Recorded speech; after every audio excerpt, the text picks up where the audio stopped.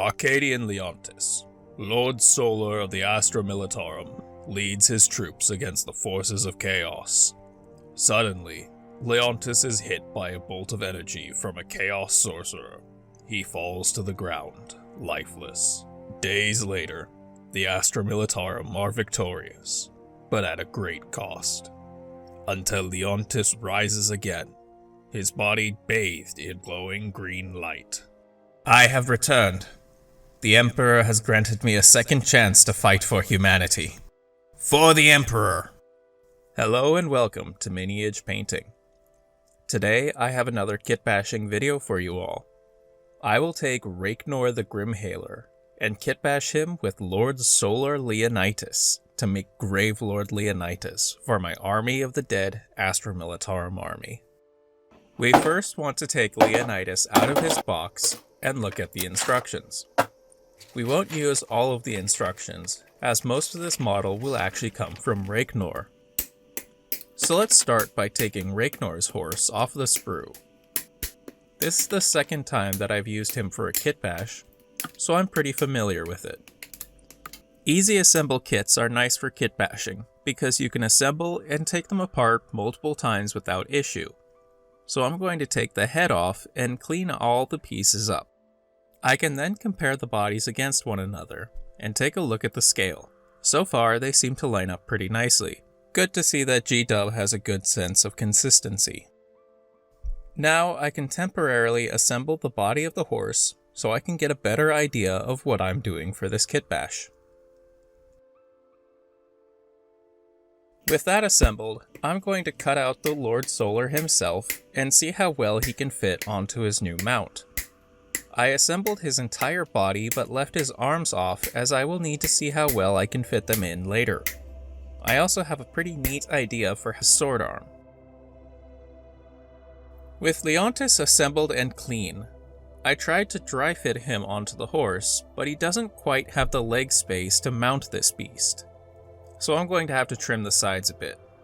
But first, I want to see what I can do to get the saddle of the main horse, as I feel this will give him a better seat. After taking the horse off the sprue, I will need to carefully cut away at the area close to the saddles with my knife in order to get them free. This took a while of careful cutting, but I managed to get it without too much damage to the mechanical horse. In the meantime, I took the ghost horse apart and I'm starting to compare the space I need to clip away in order to add the saddle. I want to include the wings that the ghost has normally, so I'm going to take one of those off and dry fit it to the area. The wings have some membrane that helps to attach it to the body, but this is where the saddle will go, so that can't be left there. Strategic clips and cuts allow me to trim away enough material so that I can eventually fit the saddle on here without taking away too much of the wing. This has the added benefit of allowing Leontus to wrap his legs around the horse eventually. Now I can start clipping away at the ghost's back until I have space large enough for the rest of the saddle. After making enough space for one half, I glued the saddle together and then compared it to the other half of the ghost.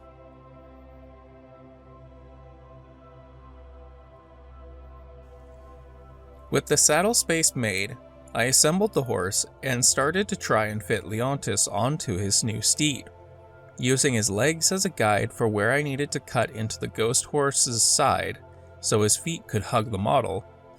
After a lot of tinkering, I finally cut the stirrups on the inside of his legs and he was fitting so much easier.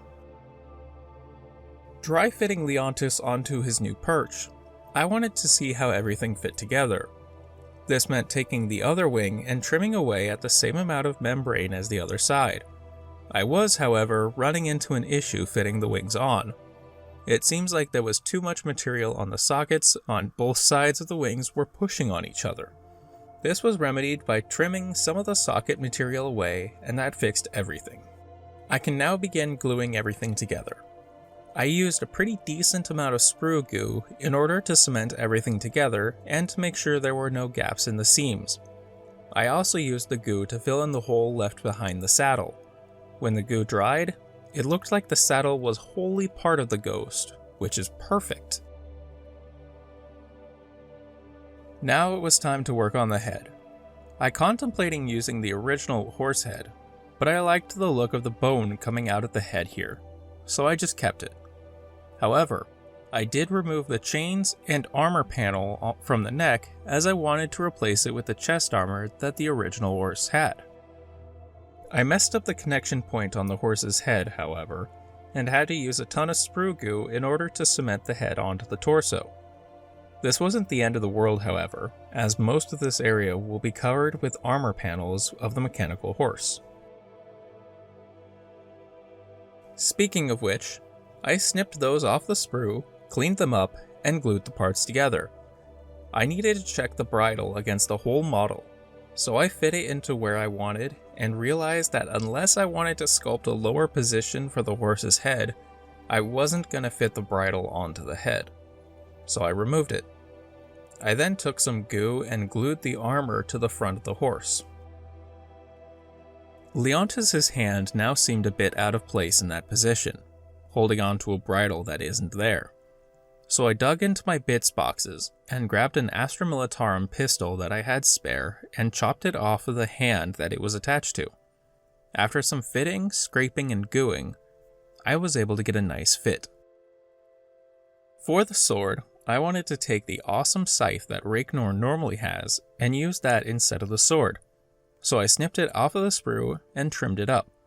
After making some comparisons for how much arm I wanted, I cut away at the cape until I was left with just the arm and the scythe. After cutting the hand and sword of Leontus's arm, I trimmed away until I was left with just the armor protecting his wrist. I then took my drill and made a hole for the new ghost arm to rest in. I felt this was necessary to give the arm something more to grip onto. After test fitting, I glued the arm into place. Now it was time to glue Leontus to the horse. To do this, I used a bit of goo under his legs in order to ensure a strong bond. For the base, I wanted to use the original base that came with Rakenor as basing material, so I clipped away at the edges and got rid of the parts meant to hold the statue. I then used a ton of goo and pressed it onto the base.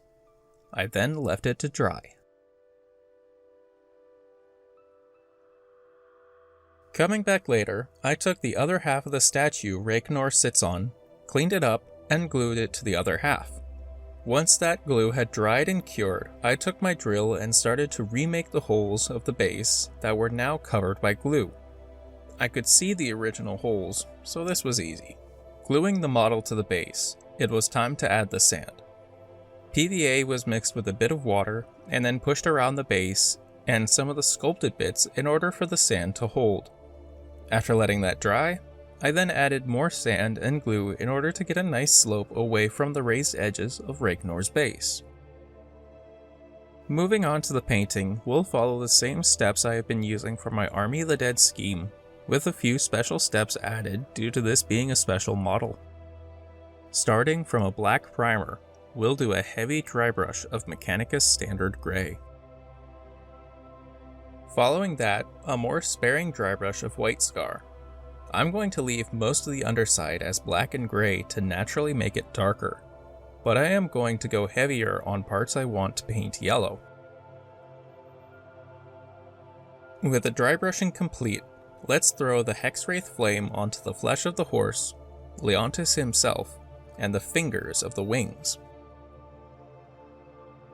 Now we can use Iyanden Yellow to coat the wing membranes, Leontus's scythe, the arm holding the scythe, the spectral flames coming off the horse skull, and the flames from the candles on the horse's head.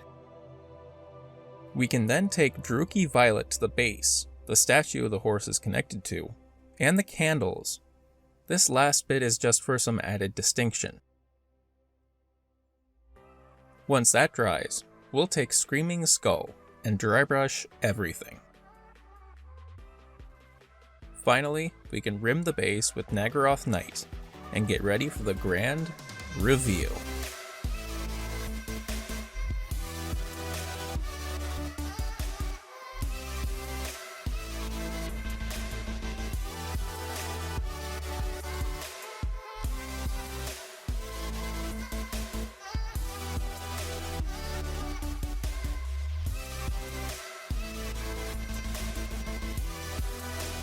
Thank you so much for watching. If you've been enjoying my videos so far, leave a comment below, and please subscribe so you don't miss out on future videos. Until then, I hope you have a fantastic day.